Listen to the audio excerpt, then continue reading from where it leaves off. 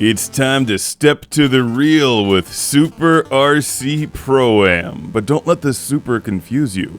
You won't find this on the Super Nintendo. It's on the excellent Game Boy.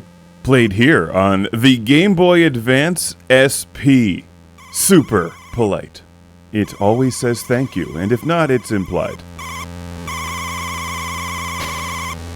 The Godzilla sound effects return. It's Monster Zero. If you don't know what I'm talking about, then you obviously haven't watched Godzilla vs. Monster Zero enough. Well, there's a few differences here and there. This is basically the Game Boy version of Rare's excellent RC PROAM, which originally came out on the Nintendo Entertainment System. It's a remarkably fun game when played on the Game Boy. I'm not usually a huge fan of driving games on handheld game consoles, especially the older handhelds. And if you remember printers like that, well, join the club. Note, the sides of the paper where you could tear off the little holes, I always loved those things.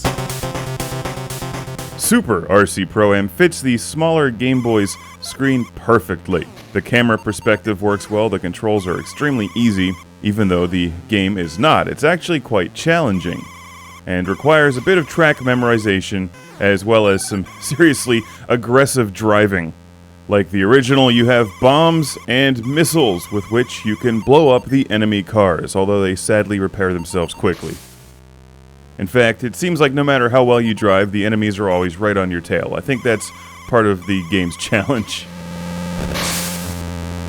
It always makes me happy to blow them up.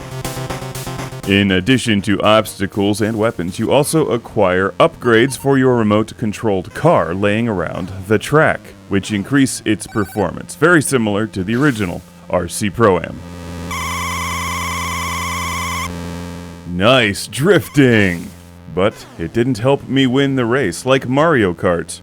You win or lose on the last lap. Save your weapons and blow up everybody to ensure victory right at the end. Otherwise, they'll find a way to pass you. You're trying to spell Nintendo on the bottom of the screen by collecting the letters on the track, and one of the things that I really like about this game and the original is the short, fast races. They're a great quick challenge and perfect for the Game Boy.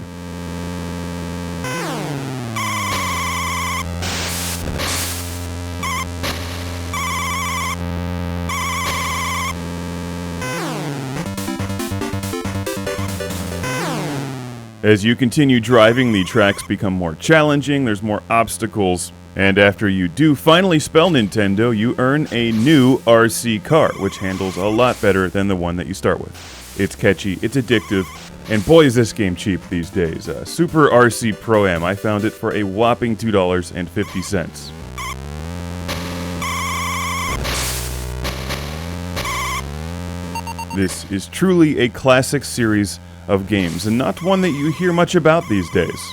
They were really well made, lots of fun, and always demonstrate that gameplay trumps graphics every time.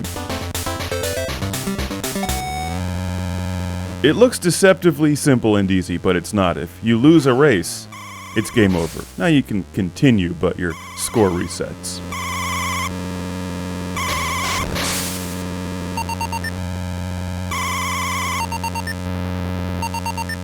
There's a few sequels out there for the NES and the Genesis, but if you're looking for an awesome game on the go and you travel with one of your Game Boys, I highly, highly recommend Super RC PROAM. This does not work in the Nintendo DS though, at least not until Nintendo offers it as a download game, which they should. It withstands the test of time and still comes out victorious. It's Super RC PROAM.